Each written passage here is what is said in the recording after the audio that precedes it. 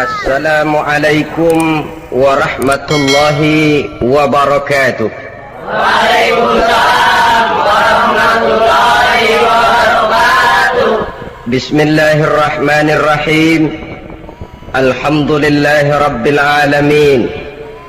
Wassalatu wassalamu ala ashrafil anbiya'i wal mursalin wa ala alihi wa ashabihil mujahidin at-tahirin, amma ba'du. Bersabda Rasulullah sallallahu alaihi wasallam, "Iza sarratka hasanatuka wa sa'atka sayyi'atuka fa anta mu'min." Apabila perbuatanmu yang baik menyebabkan engkau bahagia, apabila perbuatanmu yang baik menyebabkan engkau gembira, dan perbuatanmu yang jahat menyebabkan engkau jadi susah, itulah tanda bahwa di hatimu masih ada iman. Artinya, belum tentu orang yang berbuat baik merasa bahagia dengan kebaikan yang dikerjakannya. Dan tidak selamanya orang yang berbuat jahat sanggup menyesali perbuatan jahatnya. Oleh karenanya, apabila iman masih ada, apabila hati masih hidup, perbuatan yang baik menyebabkan orang gembira, perbuatan yang jahat menyebabkan orang susah dan gelisah hatinya. Ini mengandung pelajaran. Sekali kita berbuat baik, jangan sekali-kali menyesali kebaikan itu. Sebaliknya, satu kali kita melakukan kesalahan, hendaknya selalu menyesalinya. Kadang-kadang dalam kehidupan, karena orang tempat kita berbuat baik itu rupanya membalas air susu dengan air tuba, kita lalu menyesali kebaikan. Lahirlah kata-kata, "Nyesal saya nolong dia." Ibarat pepatah katanya, nolong anjing kejepit. Waktu kejepit setengah mati kita tolongin, begitu selesai dia dari kejepitnya, malah kita digigitnya. Saudara hadirin yang saya muliakan, dalam kehidupan sehari-hari barangkali ini kena filsafat yang disebut dorong mobil mogok. Ketika mobil mogok setengah mati kita dorong, begitu mesin hidup ditinggalkannya kita di belakang. Sesungguhnya perbuatan kita yang baik tidak harus disesali, karena disesali atau tidak, toh perbuatan itu sudah kita lakukan. Dan penyesalan atas segala kebaikan hanya akan mengurangi nilai pahala kebaikan itu sendiri. Berbahagialah apabila berbuat baik, walaupun orang yang kita melakukan kebaikan membalasnya dengan kejahatan. Menyesallah apabila berbuat kesalahan, apabila melakukan dosa, karena itu pertanda nilai iman yang masih hidup dalam jiwa kita. Saudara-saudara kaum muslimin yang berbahagia, jadi sungguh pun pahala dan dosa sesuatu yang abstrak, efeknya jelas dia mendatangkan kebahagiaan atau membawa kepada kegelisahan batin di dalam kehidupan manusia. Orang di zaman materialis kurang terangsang berbuat pahala dan terdorong melakukan dosa. Kenapa? Karena pahala tidak kelihatan, dosa tidak nampak. Kalau pahala kelihatan, barangkali nggak kuat kita mikul pahala. Kalau dosa benjol, umpama tiap bikin dosa palanya benjol, barangkali sudah nggak karu-karuan kepala kita. Baik pahala, baik dosa, sesuatu yang tidak nampak oleh pandangan mata zahir, tapi yang punya efek dalam kehidupan ini. Orang yang banyak pahalanya dengan orang yang banyak dosanya, kalau dia berjalan barangkali sulit kita membedakan. Tapi efeknya dalam kehidupan ini jelas adanya. Sesuatu yang bernama pahala kita perlukan, karena hidup tidak berhenti hingga di sini. Sesuatu yang bernama dosa harus kita hindarkan, karena ada kelanjutan sesudah hidup yang sekarang ini. Kehidupan dari satu pertanggungan jawab. Itu sebabnya Imam Ghazali dalam bahasa yang indah sekali berpesan, "Jadidis safinah fa innal bahra amiq wa khuziz zad fa innas safara ba'id." Perbarui selalu kapalmu, rawat, jaga baik-baik, dandani kapalmu, fa innal bahra amiq, karena sesungguhnya lautan ini sangat dalam. Satu bahasa yang indah dari tamsil terhadap kehidupan. Perbaiki kapalmu karena lautan ini sangat dalam. Artinya, jaga baik-baik hatimu.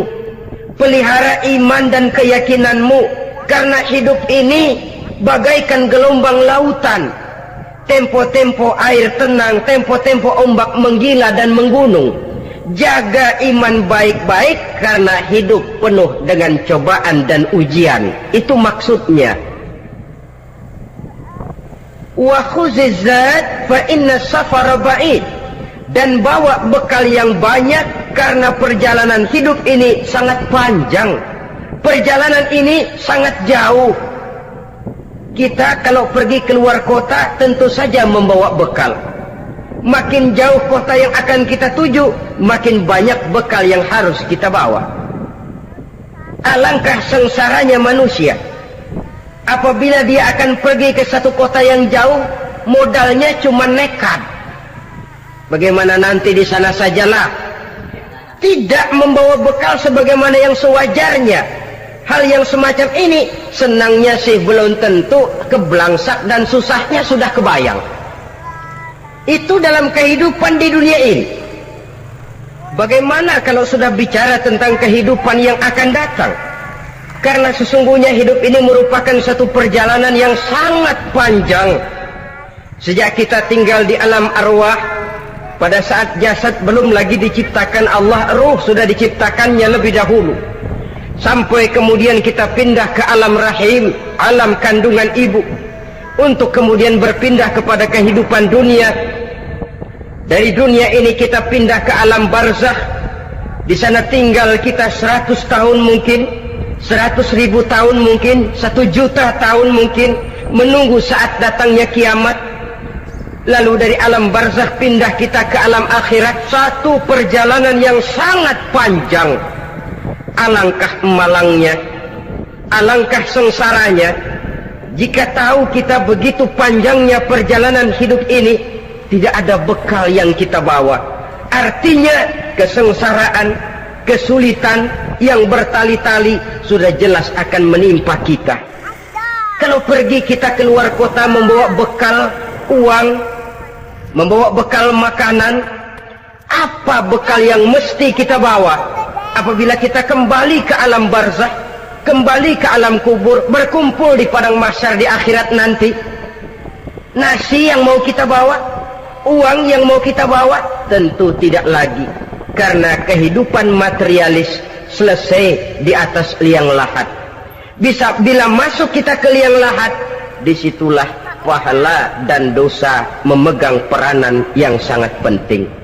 Maka pada pertemuan malam ini kita akan bicara tentang pahala dan dosa itu.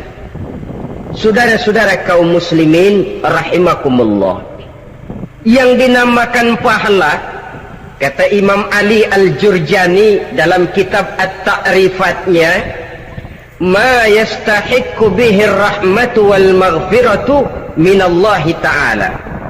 Sesuatu yang pelaksananya berhak untuk mendapat rahmah dan ampunan dari Allah.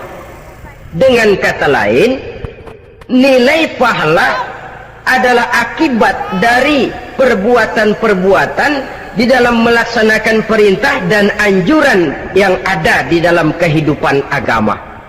Apabila perintah dan anjuran kita laksanakan, nilai pahala itu lalu datang. Nah, nilai pahala dalam Islam menurut konsepsi Quran, Allah menjelaskan, man jaa bil hasanati falahu asyru amsalihha.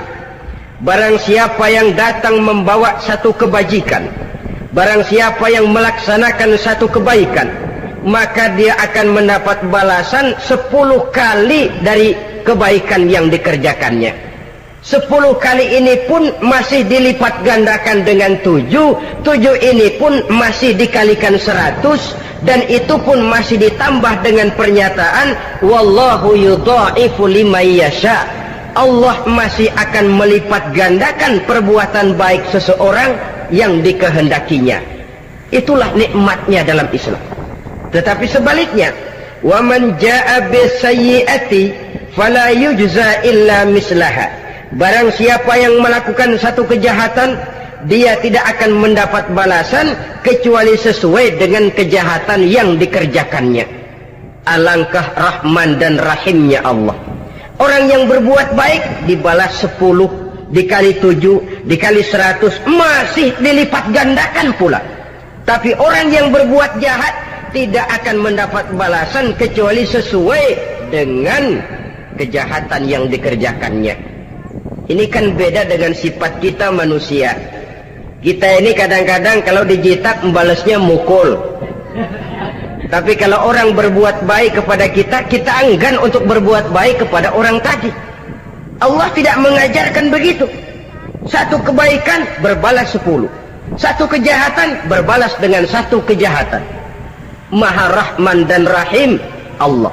Bahkan dalam Islam, niat berbuat baik saja mendapat pahala. Sedangkan niat berbuat jahat belum ditulis merupakan satu dosa sampai kejahatan itu dikerjakan oleh orang yang niat tadi. Umpamanya, saudara niat nanti malam giliran pengajian saya mau hadir di majelis taklim. Pas datang waktu malam hujan turun sangat lebat.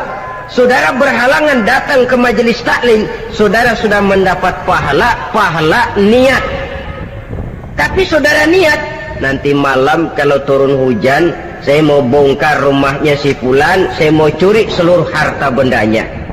Ternyata malam saudara tidak mengerjakan perbuatan itu belum ditulis dosa sampai perbuatan itu benar-benar dikerjakan. Tapi lalu jangan macam-macam. Kalau begitu niat aja yang baik, biar nggak usah dikerjain. Niat aja pengen ngaji walaupun tidak ada niatan untuk ngaji. Allah lebih tahu tentang apa yang terdetik di dalam hati sanubari kita.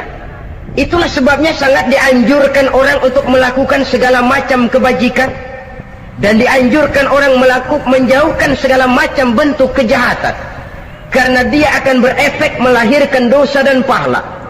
Dosa dan pahala itulah alat untuk memperoleh kebahagiaan di alam kubur, di padang mahsyar, sampai di akhirat nanti. Di dunia ini mungkin segalanya bisa kita beli dengan yang namanya uang.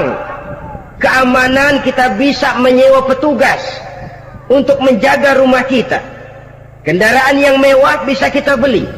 Udara yang sejuk bisa kita ciptakan. Siapa banyak uang, dia raja. Mungkin itu di dunia. Tapi bisa apa uang kalau kita sudah masuk ke alam kubur? Bisakah munkar nakir kita sogok? Udah kakir, jangan nanya nih, cepet. Bisakah malaikat azab menyingkir dengan uang semir? Ternyata tidak. Untuk memperoleh kebahagiaan di sana, nilai pahala. Kesengsaraan akan kita dapat kalau kita banyak menumpuk dosa. Oleh karena itu jangan beranggapan pahala nggak kelihatan, dosa juga nggak kelihatan, biarin saja. Yang tidak kelihatan ini pada waktunya akan memegang peranan yang sangat penting. Tapi tidak cuma untuk menghadapi hidup di situ, kita lalu harus berbuat baik dan meninggalkan yang jahat. Terutama juga di dunia ini. Toh pepatah bilang gajah mati meninggalkan gading, harimau mati meninggalkan belang. Apa yang akan kita tinggalkan setelah kita mati? Kita ingin jasad kita boleh hancur terkubur tanah, tapi nama kita ingin hidup terus, dikenang orang 100, 1000, bahkan 1.000.000 tahun yang akan datang. Ditulis orang dengan tinta emas dalam sejarah, tercatat kita sebagai orang baik-baik. Saudara-saudara kaum muslimin rahimakumullah. Lalu perbuatan apa yang bisa mendatangkan pahala itu? Saudara-saudara, semua perbuatan yang diperintah dan dianjurkan oleh Allah, yang dikerjakan dengan ikhlas hanya untuk mencapai ridho Allah, mendatangkan pahala. Kadang-kadang menurut pendapat kita remeh, tapi nilainya di sisi Allah besar. Itu pahala. Menghitung pahala itu hak prerogatif Allah.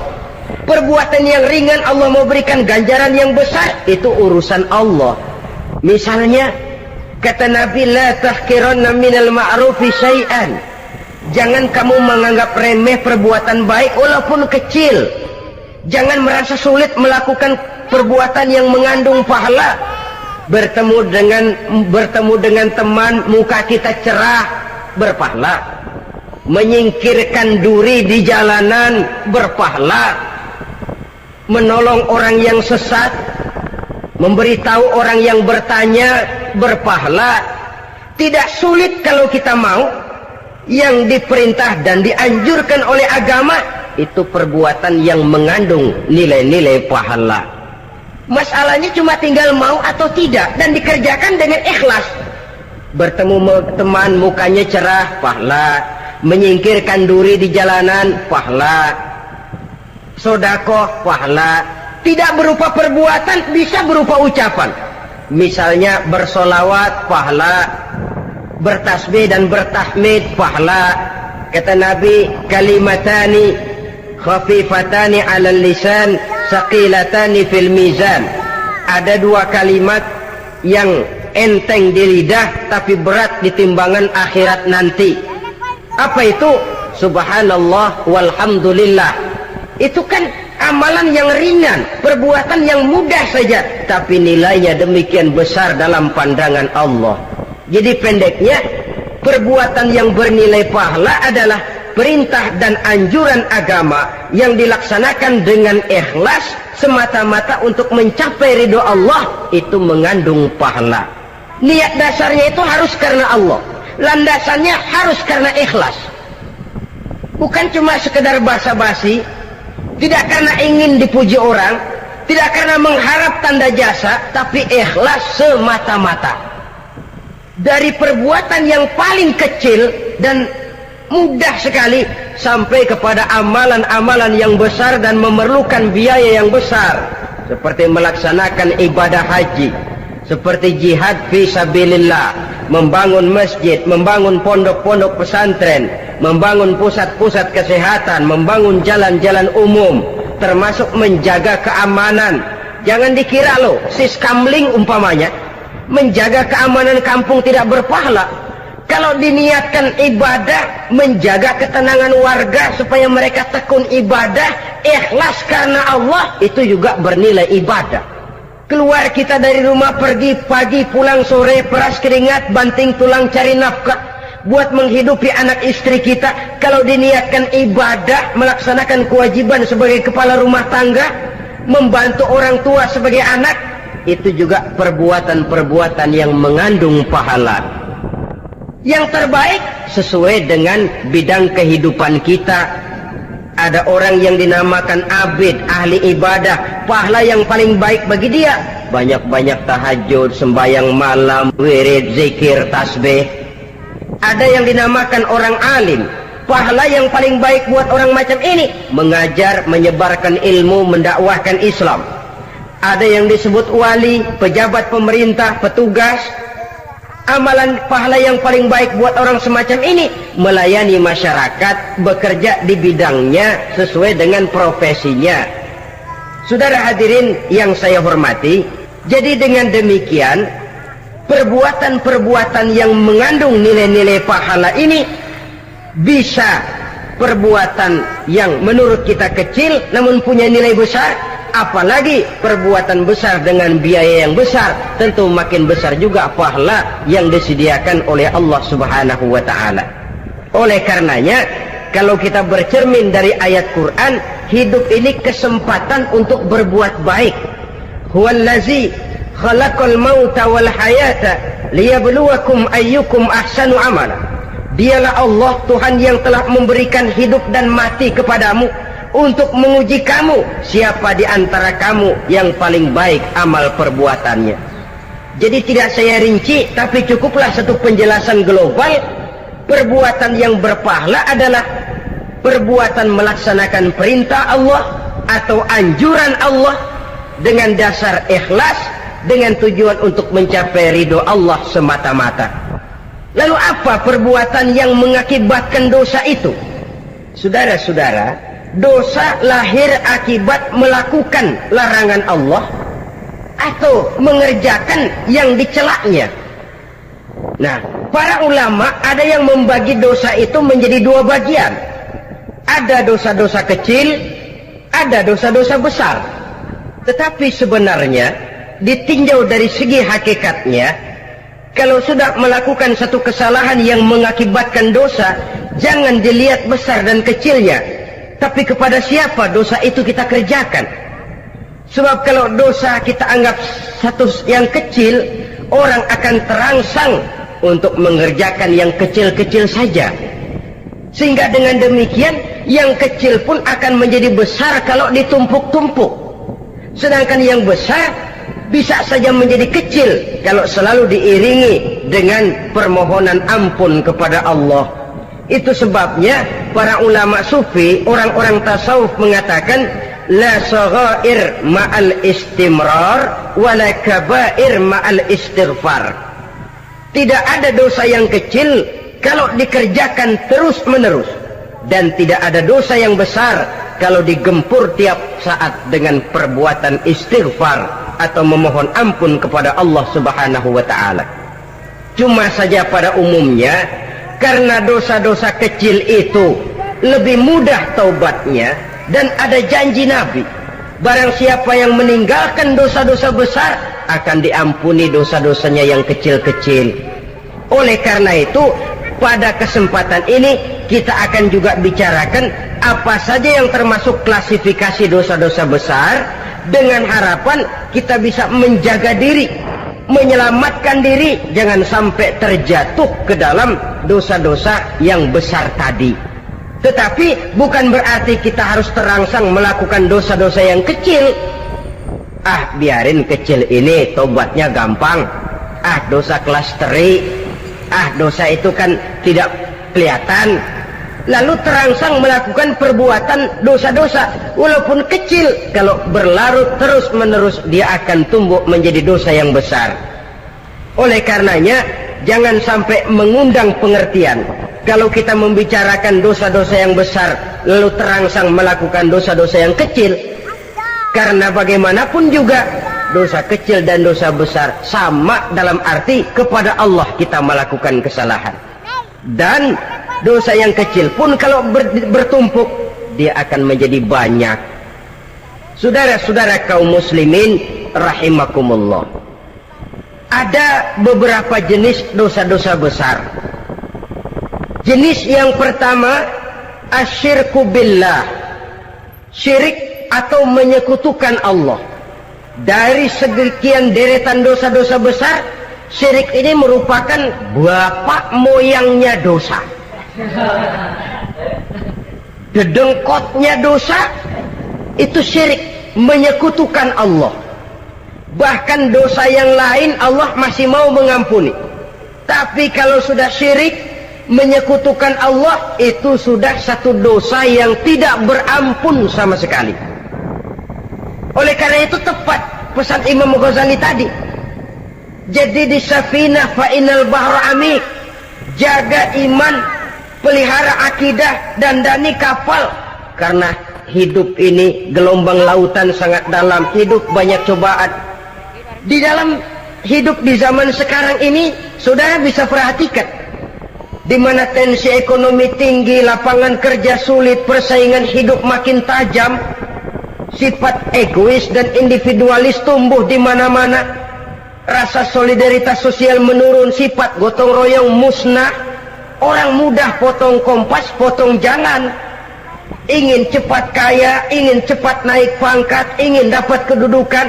Kadang-kadang akidah pun terjual, akidah pun musnah, jatuh ke jurang syirik pun tidak jadi soal. Itu yang kita khawatirkan.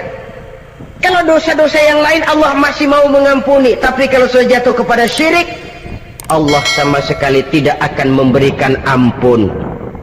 Dalam kaitan dengan ini barangkali tepat sinyalemen Imam Ali itu. Andai kata kemiskinan merupakan satu kepribadian, saya akan membunuhnya lebih dahulu. Artinya memang kemiskinan ini sering mendorong orang kepada jurang kemusyrikan. Tidak tahan menghadapi godaan perut akibat tensi ekonomi yang tinggi, lapangan kerja yang sulit. Iman pun jadilah ditukar dengan 3 liter beras. Akidah pun jadilah dibarter dengan 3 bungkus supermi, dengan pakaian bekas, dengan obat-obatan. Tidak jadi soal baginya mengejar kebahagiaan yang relatif singkat dengan mengorbankan kebahagiaan yang abadi. Persis ibarat pepatah, nyari jarum kampak hilang. Mencari sesuatu yang kecil, yang besar jadi sia-sia. Membela perut, mengorbankan akidah. Na'udzubillah summa na'udzubillah. Saudara-saudara kaum muslimin rahimakumullah. Ini fakta. Ini kenyataan. Dan hal semacam ini tidak bisa diatasi cuma dengan ceramah, simposium, diskusi, seminar. Apalagi Nabi berpesan, solahu ummati bil ilmi wal mal. Umatku hanya bisa menjadi baik akidahnya dengan ilmu dan harta. Itu bahasa Nabi. Kalau bahasa kita sekarang, dengan ekonomi dan pendidikan. Ilmu, pendidikan, ekonomi, harta. Tanpa itu sangat besar kemungkinan kita bisa menjual akidah terjerumus di lembah kemusyrikan. Maka terutama kepada saudara-saudara saya, muslimin yang terpencil jauh dari kota-kota besar, yang kadang dalam kehidupan seharinya imannya sering digoda oleh supermi, akidahnya sering ditantang oleh pembagian beras, pakaian-pakaian bekas, obat-obatan dan sebagainya. Jaga dan bentengi akidah kita. Lebih baik nyawa berpisah dari badan, asal iman jangan berpisah dari hati. Kepada adik-adik saya para remaja, para pemuda di kota-kota besar, yang iman dan akidahnya sering ditantang dengan minuman-minuman keras, fasilitas-fasilitas yang menghanyutkan, yang secara terarah dan praktis sedikit demi sedikit menggiring kita untuk keluar dari nilai-nilai akidah. Hati-hati, jaga baik-baik, sebab intan paling mahal, mutiara paling berharga, tidak lain nilai iman ini. Tergelincir kita daripadanya, jatuh ke lembah kemusyrikan, jatuh ke satu dosa yang teramat besar, yang Allah tidak akan pernah memberikan ampun lagi. Ini dosa besar yang pertama. Yang kedua, qatlun nafsi illa bil haq. Membunuh orang tanpa alasan yang benar. Di zaman kesulitan ekonomi kadang-kadang orang mudah nekat. Tengok saja, kadang-kadang karena pasar uang 100-200 perak saja nyawa bisa melayang. Kadang-kadang karena urusan yang remeh, salah omong, salah ambil, salah ucap, salah pegang, nyawa bisa jadi melayang. Alangkah murahnya nyawa, seakan-akan kita yang punya. Padahal nyawa itu hak milik Allah. Tidak pantas kita merampasnya, tidak pantas kita menghilangkannya dari jasad seseorang. Oleh karenanya, membunuh orang merupakan satu dosa yang sangat besar. Jangankan kepada orang yang seakidah, orang yang lain akidah saja pun, kalau dia hidup berdamai, rukun, berdampingan, kita harus melindungi. Apatah lagi teman seakidah sendiri. Saudara-saudara kaum muslimin rahimakumullah, pantas kalau Nabi menyatakan apabila dua orang Islam sudah saling berkelahi, berbunuh-bunuhan, al-qatil wal maqtul finnar, yang membunuh dan yang dibunuh dua-duanya sama-sama masuk neraka. Sahabat heran, ya Rasul, kalau yang membunuh masuk neraka sih wajar, tapi yang terbunuh kok neraka juga, kenapa? Kata Rasul, sebenarnya dia juga cuma sudah niat untuk membunuh, cuma keduluan saja. Andai kata dia tidak terbunuh, tentu dia yang akan membunuh. Saudara-saudara kaum muslimin rahimakumullah, Islam sesuai dengan namanya adalah agama damai. Kita tidak boleh mencari-cari musuh, walaupun tidak boleh lari kalau bertemu musuh. Oleh karenanya, pantang seorang muslim menimbulkan benih keonaran menjadi biang kerok buat lingkungannya. Sesuai dengan namanya, seorang muslim adalah seorang yang dalam hidup senantiasa berusaha menebarkan salam, menebarkan kedamaian, ketenangan dan ketentraman. Dengan prinsip musuh jangan dicari, bertemu pun jangan lari. Yang ketiga, termasuk dalam kelompok dosa besar ini, syurbul khamr, meminum minuman keras. Termasuk di dalam kata khamr ini ganja, morfin, narkotik. Sebab apa? Jenis minuman semacam itu tidak hanya merusak keadaan sekarang, tapi sekaligus merusak kehidupan yang akan datang. Kalau itu jatuh di tangan generasi muda, artinya kan merusak kehidupan masa depan daripada suatu bangsa. Karena apa?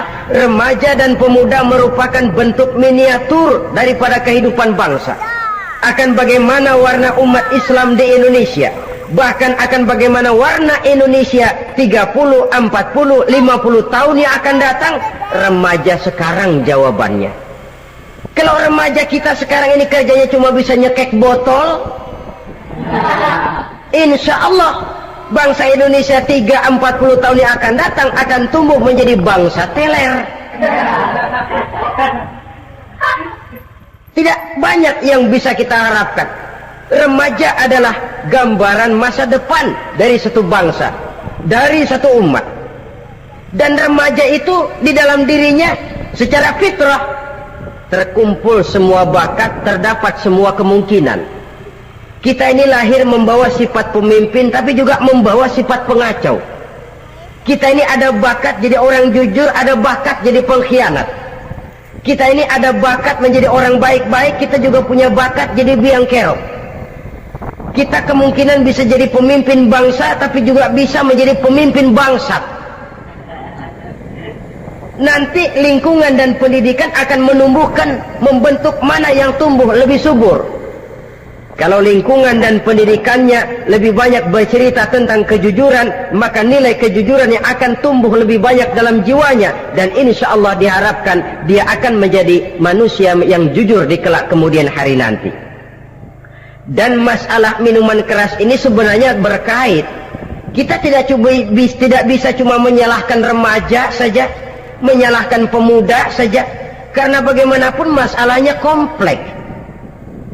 Menghancurkan sesuatu tanpa melihat kausalnya, tanpa melihat sebab akibatnya, kan sama juga bohong.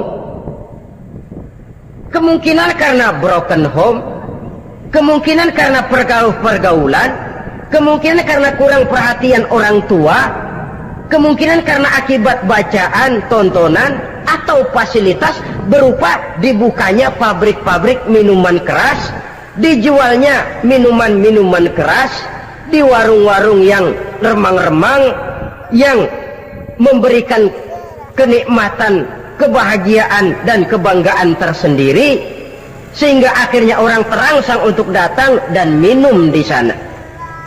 Pada dasarnya memang sepele, cuman minum, nggak ngerugiin orang lain kan? Iya, pada waktu minum. Tapi dikala sudah mabuk, out of control, apapun bisa kita lakukan. Yang kita ucapkan kita tidak sadari lagi, yang kita kerjakan tidak kita sadari lagi. Dikala itu segala macam kejahatan bukan sesuatu yang tidak mungkin untuk kita laksanakan. Nggak ngerugiin orang lain, memang pada saat mau minum. Tapi begitu minum, mabuk, kita bisa merugikan orang lain. Setidaknya merugikan diri sendiri. Pertumbuhan IQ menjadi lemah, semangat kehidupan hilang, gairah kerja menurun, kalau tidak ada sama sekali. Lalu apa yang bisa kita lakukan di dalam kehidupan? Dan akan lebih celaka kalau ini menimpa kehidupan generasi muda kita. Kadang-kadang yang ironi ya, kalau yang orang tuanya mampu barangkali masih tertolong, tapi yang orang tuanya kondisi ekonomi lemah masih kepengen teler juga. Orang tuanya nggak mampu masih pengen mabuk. Dari ganja, morfin nggak dapat, akhirnya kaleng cet diisepin. Yang penting kan bisa teler, mendatangkan satu kebahagiaan tersendiri. Itu sebabnya memang satu kejahatan menurut teori polisi ya hanya bisa terjadi karena faktor N dan K, niat dan kesempatan. Niat ada, kesempatan ada, jadi orang jahat. Kurang salah satunya, biasanya kejahatan terbendung. Niat ada, kesempatan tidak ada, sulit berbuat jahat. Kesempatan ada, niat tidak ada, tidak mungkin orang jahat. Tapi yang paling dominan sebenarnya niat. Kalau niat sudah kuat, kesempatan bisa dicari. kesempatan bisa diciptakan, biar hansip nongkrong ditungguin lengahnya. Iya biarin, jam 11 sampai jam 2 matanya melotot, jam 3 dia mulai ngulet ngempet. Nah di saat itu saya masuk ke rumahnya. Kalau niat kuat, kesempatan bisa diciptakan. Dan kalau sudah niat, ini masalah hati. Kalau sudah masalah hati, menyangkut soal moral. Moral artinya sudah masuk kepada kehidupan agama. Saudara-saudara kaum muslimin rahimakumullah. Yang keempat yang termasuk jenis dosa besar, az-zina, perbuatan zina. Di zaman pergaulan bebas dengan prinsip free sex ini, tengok sudah berapa banyak gadis-gadis bergelimpangan jadi korban. Berapa banyak bayi-bayi yang lahir ke dunia tanpa tahu kemana dia mesti memanggil bapak. Apakah deretan jumlah korban ini masih harus bertambah lagi? Paling tidak, biarlah yang sudah jadi korban, tapi jangan bertambah lagi hendaknya. Masing-masing kita berupaya menahan diri. Termasuk dalam kategori zina ini, yang merupakan cabang-cabangnya, liwat, homoseks, lesbian, masturbasi. Bahkan masturbasi itu termasuk jenis zina tangan, dan itu juga merupakan satu dosa.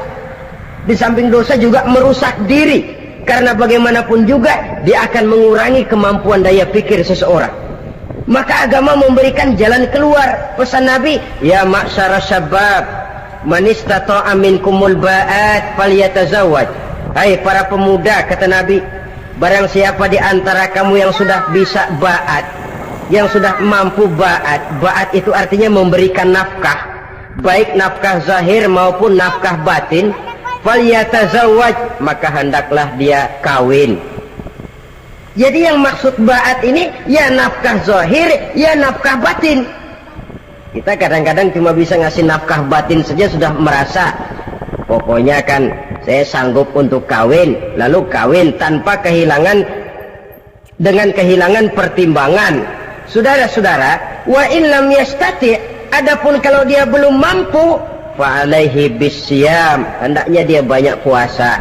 Fa innahu lahu wija, karena puasa itu akan merupakan benteng jangan sampai orang memperturutkan hawa nafsunya. Andai kata puasa belum hobi, banyaklah olahraga para pemuda, para remaja. Karena dengan olahraga, pemikiran untuk memperturutkan hawa nafsu agak sedikit terkendali dan energi tersalurkan dalam bentuk yang positif.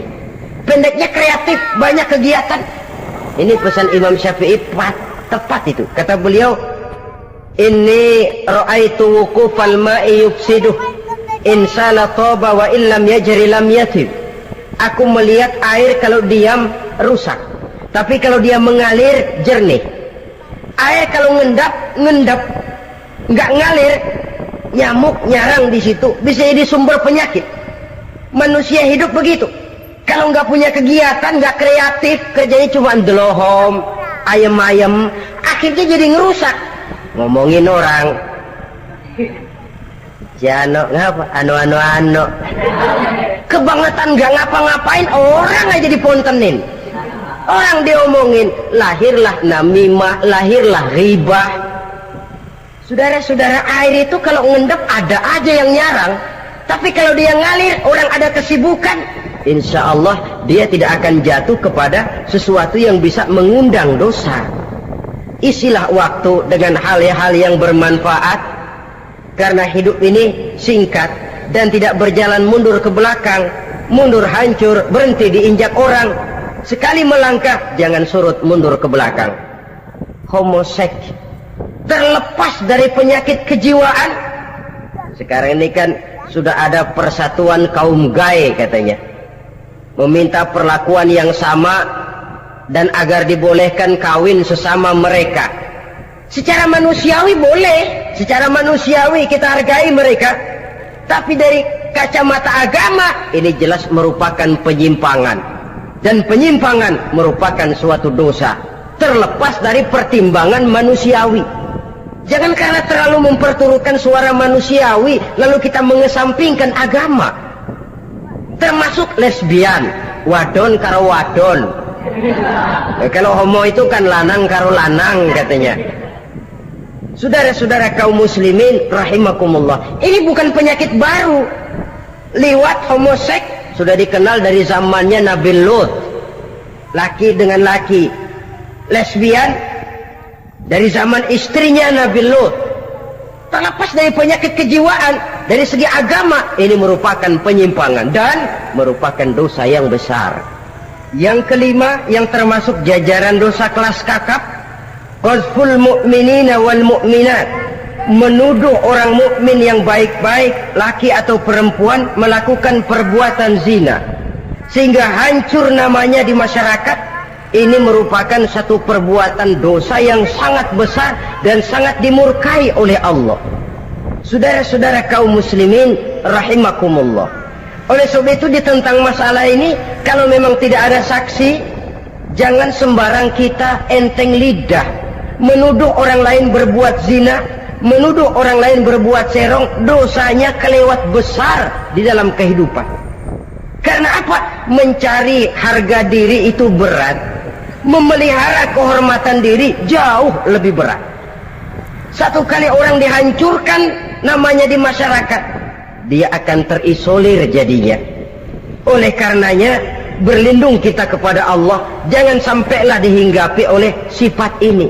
Karena sentimen kita kepada seseorang, karena hasad kita kepada seseorang, tidak senang melihat orang lain lebih maju, lalu lidah ini seenaknya saja mengucapkan kata, padahal sanksi dan resikonya sangat besar. Yang kita tuduh barangkali mendapat pahala dari Allah, kita sendiri yang menuduh tanpa saksi, tanpa alasan yang benar, mendapat dosa yang sangat besar. Saudara-saudara, memang kadang-kadang aneh dalam hidup ini. Seorang pelacur biasanya bisa menjaga mulutnya di masyarakat, kata-katanya baik, sopan. Kenapa? Karena mulut yang satu sudah tidak terjaga.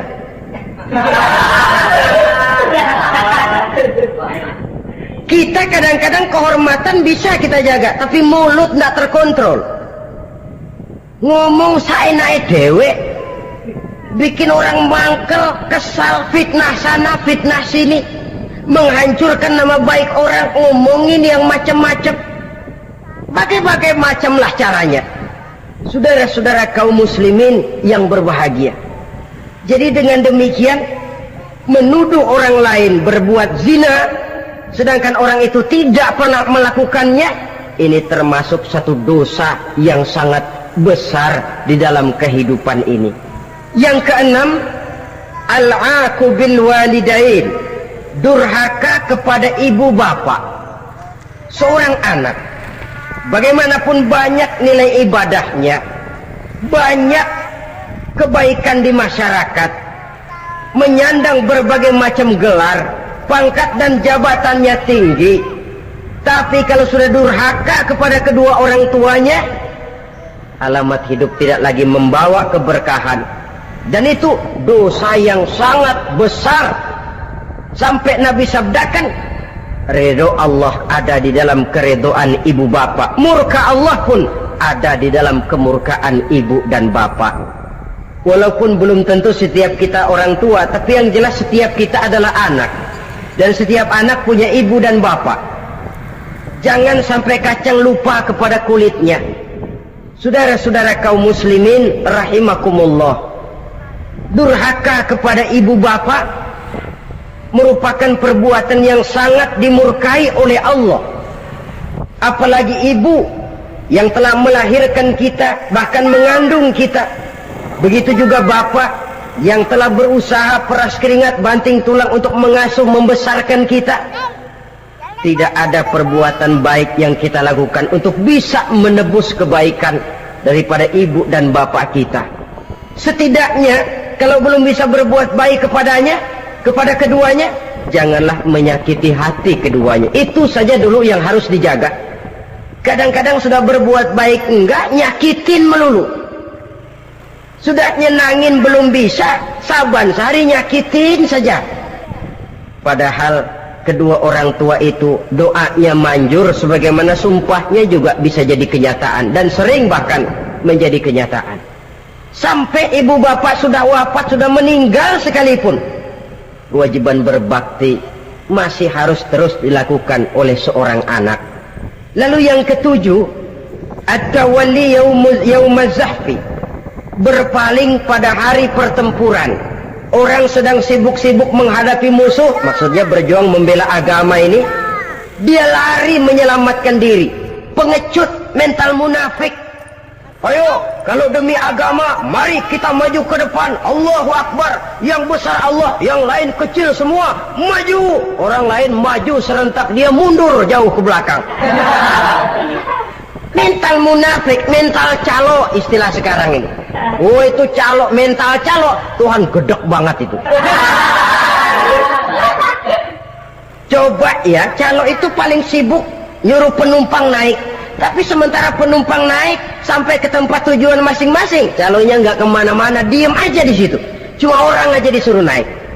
Saudara-saudara, kerja bakti, orang turun ke comberan, dia naik ke tempat tidur. Mundur di hari pertempuran, menyebabkan orang lain gugur, dia sendiri menyelamatkan diri. Mental pengecut, mental munafik, itu merupakan dosa yang sangat besar. Saudara-saudara kaum muslimin rahimakumullah, itu sebabnya agama itu memerlukan keberanian memang, tapi bukan keberanian yang tanpa perhitungan. Sebab berani tanpa berhitung namanya berani babi. Kita berani kalau benar, kita harus takut kalau salah. Jangan dibalik, salah berani, nekat namanya. Benar takut, pengecut namanya. Orang yang pengecut adalah orang yang takut membela kebenaran. Orang yang nekat sesungguhnya udah salah nggak malu lagi, udah salah nekat lagi, merasa rugi berbuat kebaikan, puas kalau berbuat kejahatan. Padahal Nabi pesan, siapa yang berbuat dosa sambil tertawa, nanti dia akan masuk neraka sambil menangis. Karena itu dipesan pula di dunia ini, sering-seringlah mencuci mukamu dengan air mata taubat, cuci lidahmu dengan zikir kepada Allah, bersihkan hatimu dengan air ikhlas. Saudara-saudara kaum muslimin rahimakumullah, kan ada toh orang berbuat baik nggak gembira, tapi berbuat jahat malah puas. Atau sama saja, orang lain berbuat baik hatinya kesel, orang lain berbuat jahat dia malah mendukung, atau orang lain tergelincir berbuat jahat dia malah girang.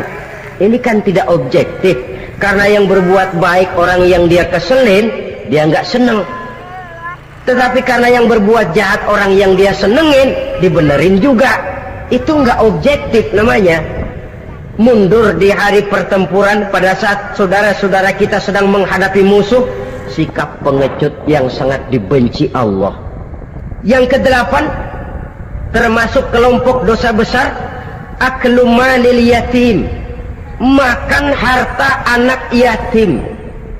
Kadang-kadang ada orang mengeksploitir loh nasib anak-anak yatim, karena biasanya para dermawan peka kalau mendengar nasib yatim memberikan santunan. Si yatim belum makan, yang ngurusin udah pada kenyang. Mengeksploitir, memakan harta anak yatim termasuk dosa yang sangat besar. Sehingga Nabi pesan, ana wa kafilul yatim kahataini yaumal qiyamah. Aku dan orang yang menyantuni anak yatim seperti dua jari ini di hari kiamat. Rumah yang paling dimuliakan Allah adalah rumah yang di dalamnya ada anak yatim yang hidupnya dihormati, hidupnya disantuni, keperluannya dicukupi. Maaf saja, tahap kita menyantuni anak yatim ini baru tahap setahun sekali. Kalau Muharram kita agungkanlah, kita besarkan. Lebaran yatim katanya, kita kumpulkan dana, kita usap kepala yatim, kita kumpulkan beras, kita bagikan hari itu. Perkara bulan depan kelaparan, kita tutup kuping. Perkara bulan berikutnya dia kelaparan, kita masa bodoh. Bahwa di bulan Muharram kita santuni yatim piatu itu sudah baik, tapi akan lebih baik lagi kalau kita sanggup menjadi bapak asuh mereka, memikirkan sekolah mereka, ada kontinuitas. Kalau mereka diasuh oleh orang lain, lalu bertukar agamanya, berpindah akidahnya, kita ngomel habis-habisan. Tapi kita ada kemampuan, kita tidak mau berbuat semacam itu. Ya sama juga bohong namanya. Saudara-saudara kaum muslimin rahimakumullah. Orang yang menyantuni yatim mendapat pahala besar. Tapi orang yang mengkorup harta anak yatim, dosanya juga sangat besar. Berhati-hatilah kalau kita diberikan kepercayaan oleh masyarakat untuk mengurus anak-anak yatim. Karena pahalanya besar, resikonya juga besar. Yang kesembilan, syahadatuz zur, sumpah palsu. Sebab sumpah palsu ini menggunakan nama Allah untuk sesuatu yang tidak benar. Nama kita saja dibawa untuk yang tidak benar, kita jengkel. Nama kita dipalsukan untuk sesuatu yang tidak baik, kita kadang-kadang jengkel, tidak puas jengkel, menuntut melalui saluran hukum. Kenapa? Nama saya dicatut. Bagaimana lagi kalau nama Allah kita pakai untuk bersumpah, sumpahnya palsu, menguntungkan kita, merugikan orang lain, Allah murka betul.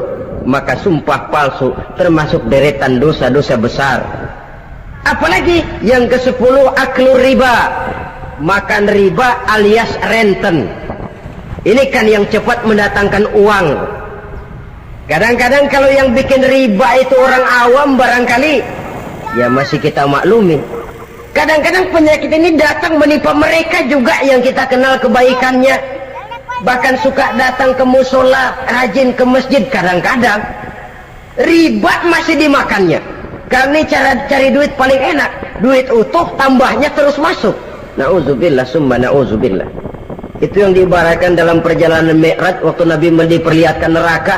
Orang perutnya sebesar rumah dililit ular, diseret-seret itu hancur perutnya, dibulatkan lagi, diseret lagi, hancur lagi, dibulatkan lagi, terus menerus begitu. Dia berteriak, mengerang, mengeluh, mengadu kesakitan. Nabi tanya, itu apa Jibril? Itu contoh dari umatmu yang suka makan riba Muhammad, makan renten.